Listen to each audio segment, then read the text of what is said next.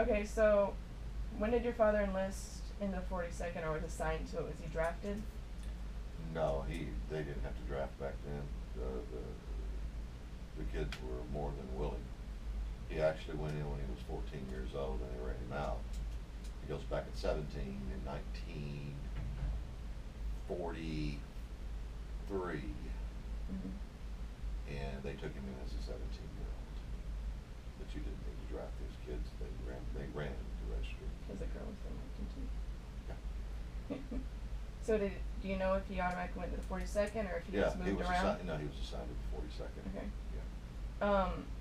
And then I guess, did he describe like the type of training? I researched and found that they trained in Oklahoma, I think. Well, he actually trained in California. Oh, he did? And the thing about World War II training during that time, it was done with live ammunition. Yeah. And some kids actually got killed in basic training. Yeah, it was real training, and it was quick because they needed the bodies over in Europe. Right. Did they train here for the raids, or did they? I guess. What raids? I guess just like going to the camps. No, they didn't know about them. They didn't know they were going to do that. No, my father never knew about a camp till he walked into it. Okay. That's what I was wondering, if they had planned to do that here on America. Not at all. Not at all. Okay. I guess, do they have, how many men, do they have men that were lost in going infiltrating the camps, or were they mostly surrendered when they went to they got it surrendered to them? Yeah, oh, no, the camps were, some of the camps had some brief firefights. Right. Dachau was one of them, but it wasn't much at all. Most of them, by that time, the war was about to be over with. Because I didn't know if they lost any of their men during this time. This is a couple of months before Hitler kills himself. Right, so. right. Because I didn't know if maybe they lost some men in the raids. Not really. Okay. Not really. Just didn't know how much blood was shed during that time. Not much at all. Okay. And so, how do you know how happened to talk? Did it take a long time for them to remove all the prisoners from the camps, or did they leave them there, hospitalize them first? American units took over. Unfortunately, they had to put the prisoners back in the camps.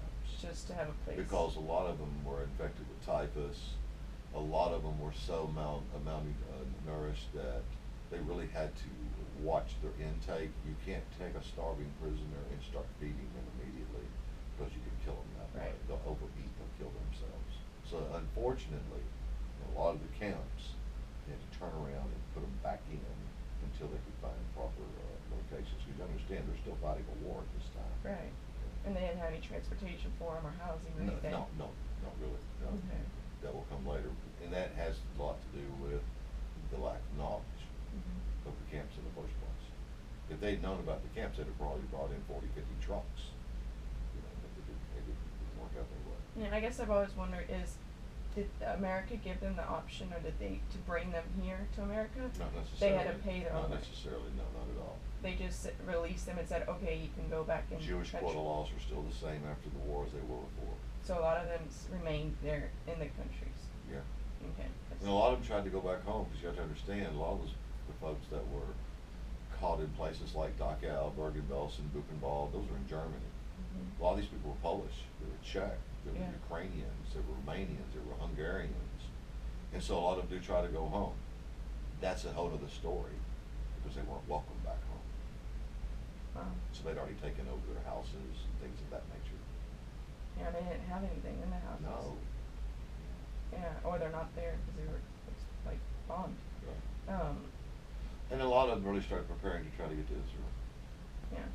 So I guess one I want is that, do you ever feel yourself, when you're researching this, or you visited in the shoes of your father, or the 42nd? Have you ever felt that, or? Sure, I walked his steps all the way. I started in England. I went into Le Havre, France, where he went in. Went into Paris, where he went in. I went into Munich, where he went in. Dachau, where he went in. Salzburg, Austria, into Linz, which is where Mauthausen is, where he went in. Yeah, I walked his whole steps, and I thought about it the whole time, absolutely. Did you go, I guess you and your father discussed this prior to his passing, or did you just research and find this? I didn't know. Oh, he told me what it was. He told, yeah. He told me. You started doing your research of Holocaust prior to his death, I yes, guess, so. Yes. When did that, I guess? 10 years before. Okay. 12 years before. Didn't know how long you've been doing all I've seen some camps before my travels in Europe, before we even started talking, but I knew. And one of the reasons I knew was because of this book here. It's just like a high school album, but it's for the 42nd Rainbow. When I was a child, I got to experience this book. He didn't like it. So already he knew. Already had a pretty good idea. That's awesome. So when you went back to the camps and everything, did you feel like you were in the 42nd Rainbow Division, or were you as a prisoner when you went there, both? Like, you know, like the emotions and what would have been occurring at that Well, jail? well, the first thing you hit you as the prisoners. Right. I mean, that's right off the bat. But then your mind wanders, obviously, of what these boys stepped into. You bet. And the more you know about the subject, the worse it is. Because you can walk into a very sterile memorial, but you can let your mind wander back in your knowledge, and you can almost hear the voices and see the things going on. The more you know, the worse it is. You can walk into Dachau right now with no knowledge. It's bad. You're moved, and then you leave and forget about it. But if you already have the knowledge going in, it's even more intense. You betcha. Let your mind wander a little. Does it cause you, I guess, I'm sure there's anger always in it, you know, and in like the questions of why always arise. Anger is easy. Yeah. Anger is, is one thing that we probably jump to immediately, which is probably unfortunate. But once the anger subsides, you really start trying to analyze the situation. And a lot of anxiety. Like I said, the more you know, the worse it is. Heartbreak. Confusion. Why so? Why could people do this? How could somebody do this? You know, fighting in war, you're shooting against each other. You see all kinds of atrocities, heads blown off, guts poured out. But it's expected. You already know it going in. To walk into a camp where people tortured people is a whole different level. The movie we watched yesterday, The Band of Brothers, you're talking about the most hardened crew we had, the 101. They was in every major battle. They've seen more things than most people should never see in war. But they were absolutely devastated when they walked into this, because seeing somebody's guts blown out during war is one thing. Seeing somebody in an emaciated stage and shriveled up like a toothpick is confusion. You start going, what's going on here? Why is this happening? Wow, this is cruel. This is evil. This is inhumane. Of course, people say war is inhumane. But at least war, you have an understanding of what to expect before it ever happens. This was a total surprise to me. And of course, in the depths and the level of the evil, you bet. So there's a lot of different emotions. I felt, for like the first time really, Auschwitz, which is the pinnacle. You look at how big it is, and then you start to realize the major investment that the German state, not just Hitler, the German state, put into mass murder. War's not murder. War's an equal playing field. You know what you're getting into. This is wholly different. This brings in a level of evil. There's no doubt about that. How can any human being do this to another one? For any reason, much less something trivial as somebody's religion. And just going off of like that and all the knowing and doing this, from your research, have you found that people who built it, like in the March Remembrance video that we watched at the lecture, the daughter, who was her grandfather had That her built. father built, he put the electrical system. Right. Did they all know what this was for, or were they just told they're built? Like, do you know? I guess we don't know like how many people knew what it was going to be for. Well, the Nazis tried to keep everything on a hush-hush basis. There's no doubt, and people were limited to certain amount of information. But if you're an electrician and you're wiring up a building, I think you have a pretty good idea what it's going to be used for. Right. It's like the knowledge was might not there. go. Yeah. The knowledge was there. Yeah. They had it in their heads. Well, they read blueprints. Mm-hmm. So, all right, you wanna go ahead?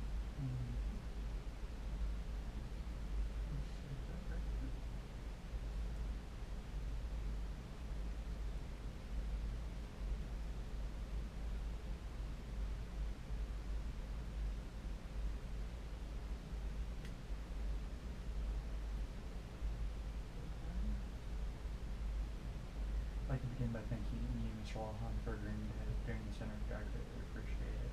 And with your permission, we'll jump right into it. Okay? Your father was an important figure within the survivor community. What kind of responsibility do you believe you have, considering you teach and participate in a community in which your father is so important? Good question. Where do I start on this one? Almost feel like it's a responsibility of mine. I didn't choose this, it chose me.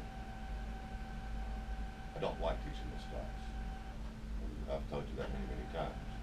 I do it because there is a responsibility. I feel like me doing it not only honors the survivors themselves, but it honors my father too in the same sense, not because it is a responsibility. So what was the end of that question? What responsibility do you have feeling that your father was so important in this community? Is it just that? I have to do it. Okay. I don't have a choice. If I had a choice, I wouldn't do this. Okay. But that's life. I feel that people who have the knowledge and have the experience and have the needs and the wants and the tools to be able to do it have a responsibility. Could I live the rest of my life never doing this? Absolutely. Absolutely. But there's a higher calling here. This is more than teaching a class. I've told you many times, the Holocaust studies is not a normal class. It's not about a grade. It's about learning. It's about teaching you what a lot of our museums in our country try to express is just stop the hate. Stop the hate, period. And that goes along the lines more so than just the Holocaust itself. So yes, I do have a responsibility out there. No doubt your father was changed by his experience in Germany and in Austria. How different do you think your life would have been growing up had he not had this experience? Leaps and bounds. Leaps and bounds. My relatives have told me that my father came back from the war a different person. My father was very outgoing, a lot of laughter, always a smile on his face. That's not the person I grew up with. My father was very reserved. There were moments that obviously he laughed and smiled and everything else, but even me, I could tell. You can tell when somebody's hiding something. You can tell the reserve in someone. You better believe you can.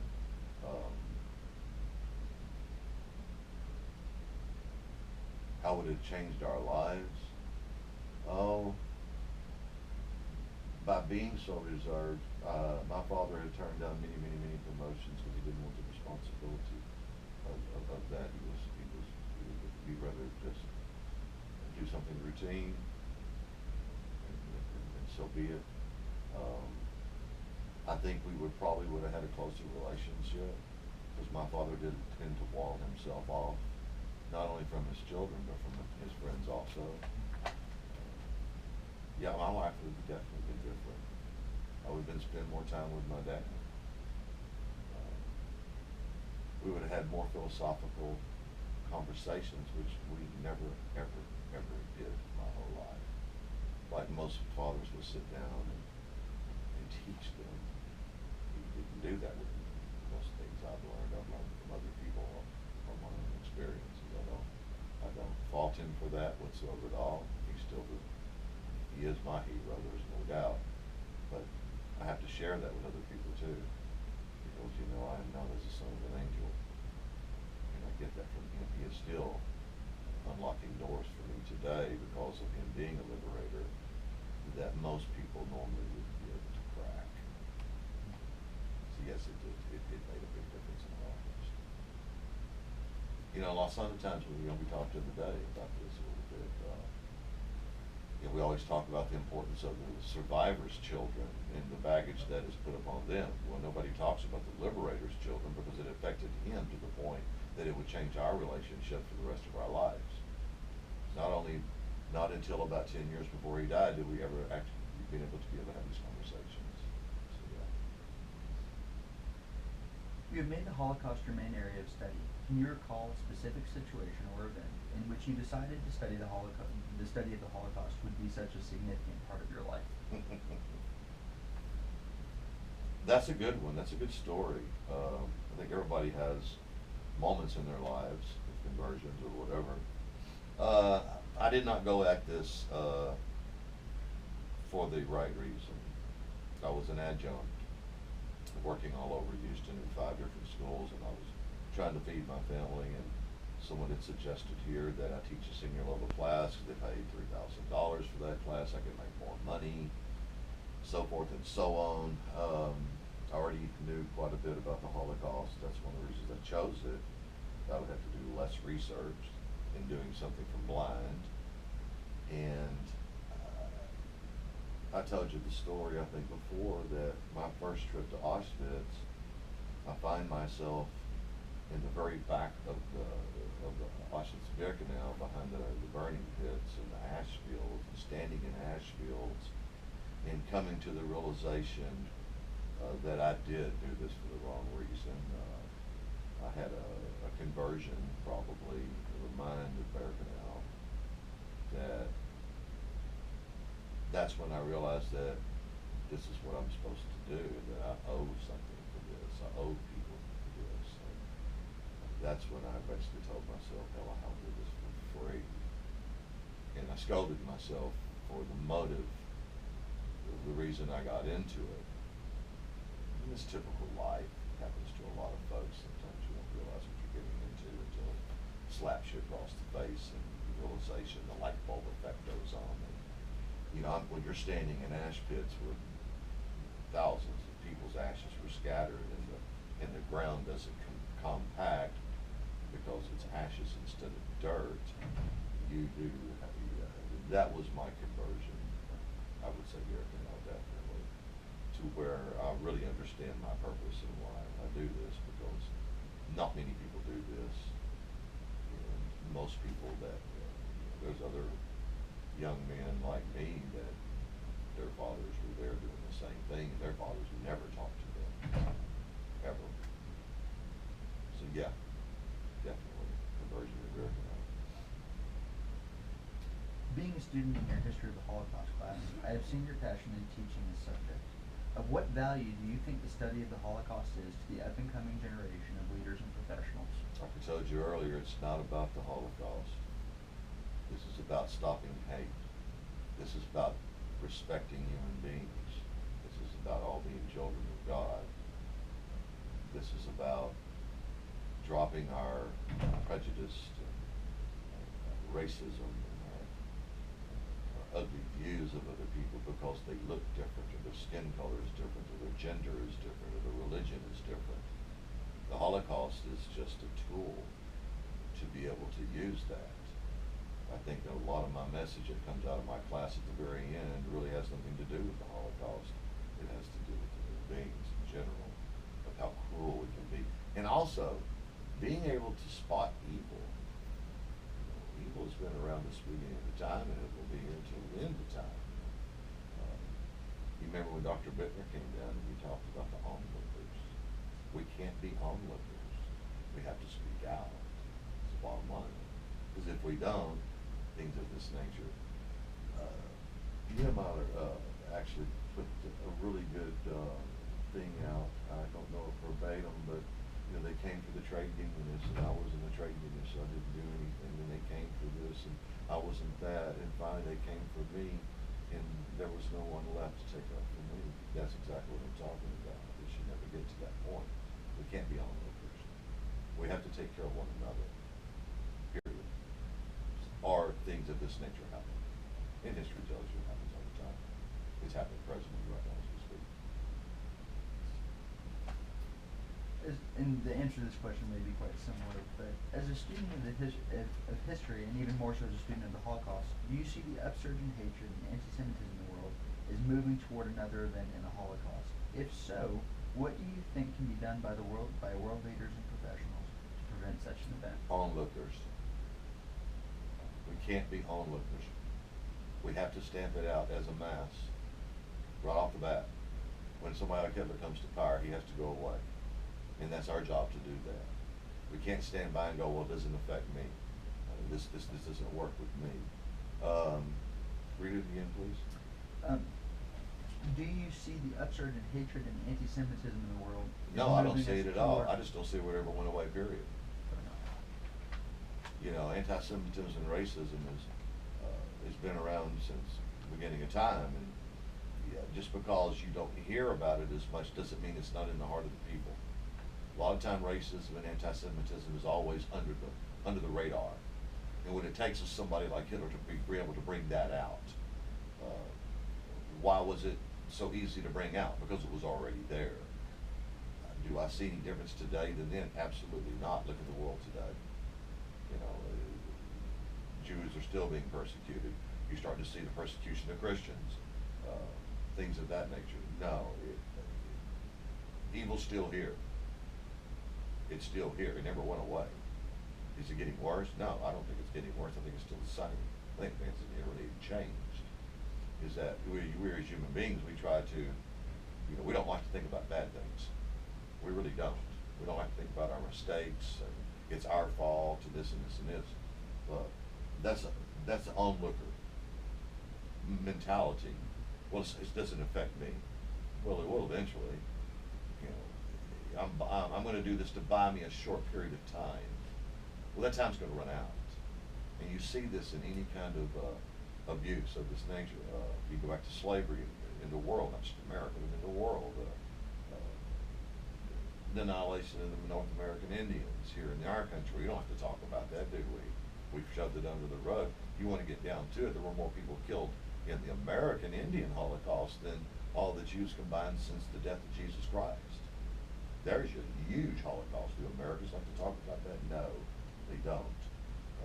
So we tend to brush things of that nature in the back of our brain and try to hide it. But we have to realize that can't be hidden. It will surface. A sore that's not taken care of will fester eventually. Yeah, so I don't see it, which is scary, but I don't necessarily see a rise in it. I think that it's always been there. Here we go again, referencing Pastor Bittner. Grew up in Germany. Father fought for the Wehrmacht in North Africa, and like he said today, and it's kind of a scary statistic. He feels that 80% of Germans still think of themselves as a victim. They were victimized by the world because we were trying to do you a favor and get rid of this evil Jew. And look what you've done to us. Well, that's a scary, scary, scary philosophy. Like I said, we don't want to take responsibilities for something that we do wrong. We would rather make an excuse. 99% of what happens bad in your life is self-infliction. But no, I don't. That's the scary part. I don't see a fall or a rise. I still say it's just there as strong. So if the hatred existed underneath the surface, do you see the situations happening in Paris, Denmark, the open speech against the Jewish people? Do you see that as some kind of I see that filtering out. It's always been there. But situations afford people to be able to bring that out. Remember what Hitler said? I'm just doing what the prophet Martin Luther said to do in the first place. Burn your synagogues down, run them out of your towns, throw them out of their houses. So when Hitler comes to power, he's got something to lean on. These are not my words, people. These are Martin Luther's words. So is that all it's going to take is another Hitler? In your opinion? Sometimes it doesn't even take another Hitler. It could just be the combination of the society itself, the culture itself, and how they feel. You take some people living in Iran, you take kids, they're raised that the Jew is the devil, and so forth and so on. They don't get any information, and they grow up feeling that way. I can take your child and mold them like a piece of clay and turn them into anything I want. I've interviewed Nazi youth, and it's scary because most of them, they had a revelation like, I can't believe I felt that way. Told me I was a god. I was a child. Now that's almost an excuse to a certain extent, but it does make a little bit of sense, and a lot of them regret it, tremendously regret it. Are there some that don't? Yeah, absolutely, and that's the scary part. I think human beings consist of souls. I don't think you should be judged by your exterior body, because that's all food for worms in the first place anyway. What does exist is your soul, and I think we need to start be molders of souls, to be honest with you, and make sure this truth does come out as we know it. I think the more secular a society gets, the more you're going to have of this. Absolutely. There's one thing about religion, no matter what religion that is, taught properly, is a glue to a society of what you're really not supposed to do, not that you're morally. When your morals go out the door, anti-Semitism really starts to be jacked up. Not even necessarily anti-Semitism, racism. The way some men might feel about the women. We used to sell them on auction blocks in here in this country for 250 pounds of tobacco. The donkey out in the field was more important than the woman was. I'd have paid a lot more money for that donkey too. These mindsets have to be erased away. What's amazing is how a lot of people who feel women are not equal, they'll go to their old Catholic church every Sunday and get an amazing praise and marry them. Last time I looked, she was a female, right? Mm-hmm. Life is full of oxymorons and twists and turns, because that's what you happen when you don't actually expose the truth. When you're excuse making, I didn't make the rules, I'm just going by. Well, that's an unlooking point of view. Yeah. And so in the spirit of this anti-hatred belief, Golda Meir famously said, we will have peace when they love their children more than they hate us. So do you think love is the solution? Sure it is. But that's coming from a religious point of view, which I am a religious man. So therefore, you could counteract me with, oh, well, he's just a religious nut, But no. The bottom line is, it's common sense. Love will cure all, there's no doubt about it. Because if you actually have love in your heart, well, you have no hatred in your heart. These things were born of hatred. They weren't born of love. Sure, absolutely. Now, it's a big feat. It is a big feat. It's amazing how we live in this tiny little blue circle in space called Earth. And I wonder,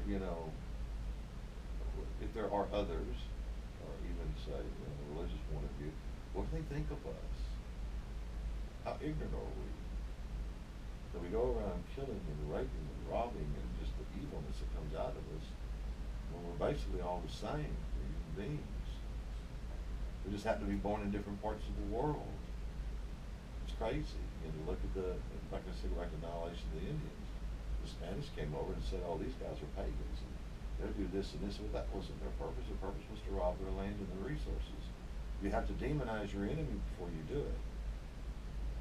Look at World War I. We were trading partners and best friends with Germany until we decided to go to war with them. And then you look at the propaganda that comes out, the Germans with bangs, and my dad's over sitting here in Wharton, Texas. Hell, half of Wharton is German. And like he even got over there, he said, we're fighting people that look like my next door neighbor. Something wasn't just right about this. We believed in the same God, but yet we said God is on our side. Well, what really makes me funny is football players praying for God to win the game. I don't care about football. We trivialize everything of that nature.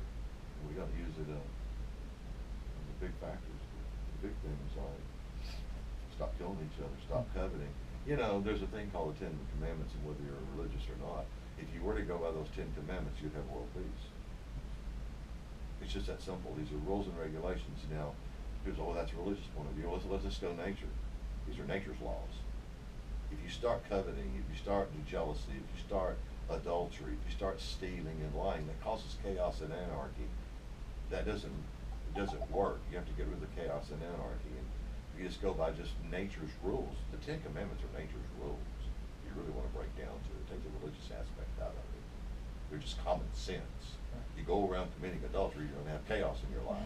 Probably get shot or something, or whatever the nature, stealing. And you know, look what happens when people don't realize what happens when someone is murdered. Look at the fingers that go off of that, of how many people it affects. It's not just that one person.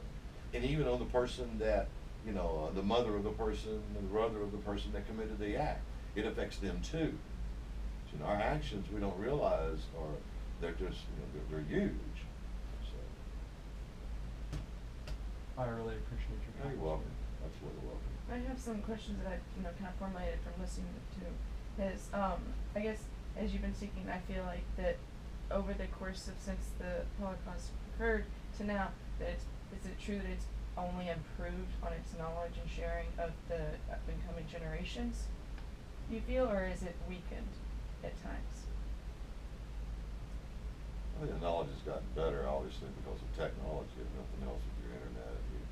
And we do have Holocaust museums and memorials, and a lot of our camps have turned into memorials. But I honestly feel, this is a scary thought, that when all the survivors are dead, and especially the survivors' children die, I believe a lot of these camps will be torn down. So is that another reason why you feel the need to teach to, about absolutely. it? That's why you're required out to of do sight, it? out of mind. Yeah. Out of sight, out of mind. And because if I don't, then the Holocaust deniers will rule the day, and that is predicated on a lie, not the truth itself. I'm careful about my statistics, very careful. But I think maybe because of the new technology, we didn't know the camps were there. What if we had satellites? What if we'd had the internet during that time? Well, we do today. And what's going on in the Middle East? We're able to see the technology. Yeah, we're not doing a whole lot about it either. Right. Not just us, the world. Yeah. I'm tired of one country having to go save the world. Exactly. I'm tired of one country having to be the moral judge of the world. I call on all human beings, when you see any kind of thing of this nature, it needs to be put down immediately. I also see the situation today, almost the same situation prior to World War II. Nobody wants to get involved. It's not their problem. Like I said, it's like a sore. You take care of it with antibiotics and whatever at the time, but you let it fester. Let it fester, you could lose your arm. And that's, I think, that's what happened with the Holocaust, and I think that's what's happening today too. So, if we had a time machine, would you go back? God, I'd love to have a time machine. Would you go back to the time when this was happening, like when all this was occurring? Yes. You would? Yes, I was born in the wrong generation. And if you could go and share words with Hitler and his leaders, right as the idea had they'd come up, like, we're going to do this, and they began to plan it, what would you say to maybe change their mind? With my personality, I wouldn't even talk to them whatsoever at all, because they were already set in what they were going to do, and talking's not going to do any good. I would have tried to convince the German people to take this man out as soon as possible. Now, a lot of people look at that as, well, that's murder. That's true. But the question is it worth the death of one person to save 50 million? And I'm not going to answer that question. Is it something you just don't want an opinion, or is it something you're just still formulating? I'm not formulating. I would take him out. And a lot of people will disagree with that, especially on the religious aspects. Yeah. But I have a different opinion about that also. I think God actually wants us to go by His ways and His rules and regulations, and be kind to one another and to forgive.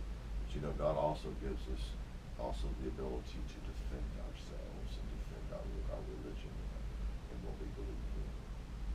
I'm not talking about on an offensive part, but a defensive part. But yes, I would definitely lobby for the man to be taken out.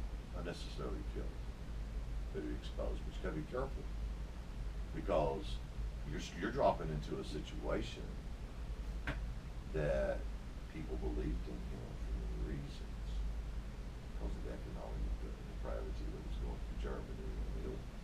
Hitler had the easiest job in the world. Everything fell into place.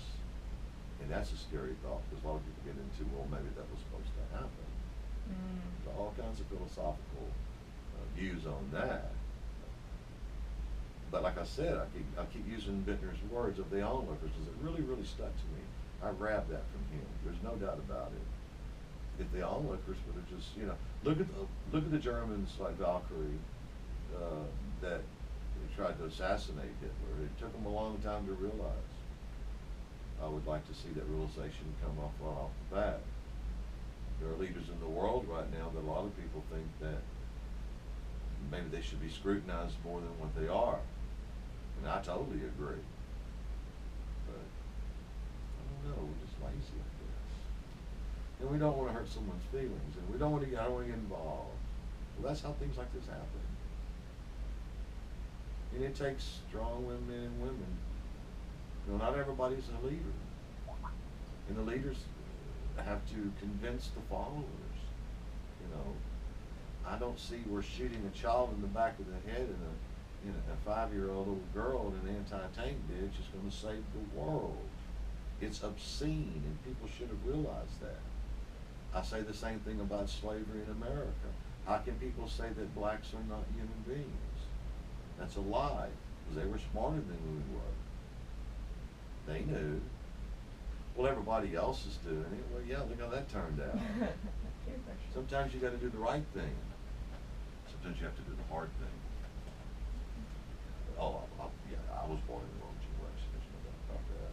Have you ever felt being born in the wrong generation that you had spoken of, have you ever felt that the responsibility that yourself, you could have changed the course of the events occurring or prevented it?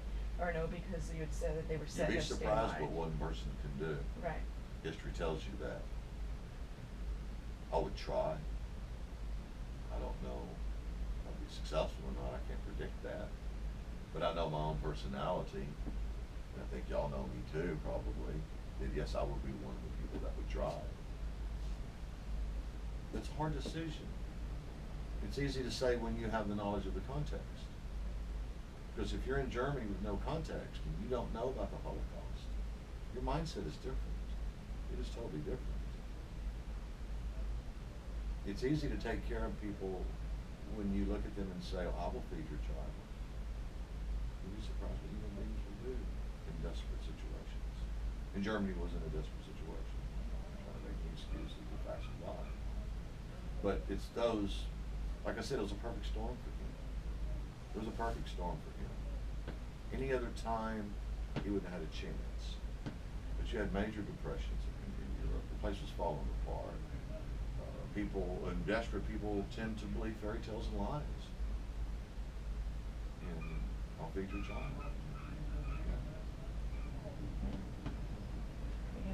And one final thing would be is if you could, you talk about how you want your students to take away the hatred and stuff, but if you have one takeaway from the teaching and sharing of your Holocaust, would it be just hatred or would it be something else? It's a combination of a lot of things. Yeah, hatred is one, definitely. That stuck out to hate. Selfishness, jealousies, just the bad things about human nature. Yeah. I try to get my students coming out of my class to really focus on things of this nature. Is it to help to make sure that they don't become the onlookers if it ever happens? That's part of it. But also be leaders of men, be leaders of women. You bet. To do the right thing, to do the hard thing. Going against Hitler would be the hard thing. Absolutely. Trying to stamp out terrorism in the world is the hard thing to do. Well, never make it here. It's really, it's just amazing. So there's a lot of things that come out of the Holocaust. Self-evaluation. Why do I feel this way? Why do I feel the way I do? To to look deep down inside yourself and why do I have thoughts of racism? Why do I have thoughts of anti-Semitism? Why do I have thoughts of jealousy? Is it my insecureness? Is it my laziness? My lack of knowledge? And so these are just self-evaluations really come. That is one, I'm glad you asked that question, because that is one thing that I never ever even thought about would be an offshoot of this class, is how it affected our students. Because it has actually changed a lot of lives, and it's made a lot of minds open up to do a self-reevaluation. I always tell people too, don't give your kids your baggage. I adopted a young girl when she was 4. And when we were inside the house one day within an apartment complex, and she comes running to me, Daddy, I need to go outside and play because there's kids outside. And that's what kids do, they play, it's their job. What she didn't say, there were black kids outside, there were Chinese kids outside, there were Muslim kids outside, there were white kids outside. No, they're just kids. Kids are kids to kids. Kids don't give a damn what color you are, what religion you're based on, what culture you come from. They're children. Somewhere along the way, baggage is heaped upon them to formulate those prejudices, those racisms. And I always tell people, don't give your kids your baggage. Don't do it. Unfortunately, we do.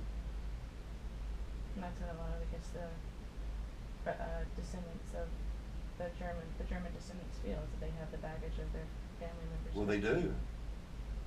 But they do. It's hard to stamp out. That's really hard to stamp out. You're going against your parents. Look what Bittner did. That's a marked man right now in Germany. He's gone against his parents. His father's beliefs. His country's beliefs. Some would say his religious beliefs, even though he is a Protestant pastor. He's not a real popular man in Germany right now. He's a very brave man. And that's what I would like my students to become. Is to always tell the truth no matter what. Because if you don't, who will? And if none of you do, chaos exists. You have the murdering of people, things of that nature. Evil exists. And we have to be able to recognize that. And it comes in many forms. You better believe it does. I want to thank you for taking your time out of the day. You're welcome. And I took a lot away from this. Good. Good luck with that. Self-service. Thank you.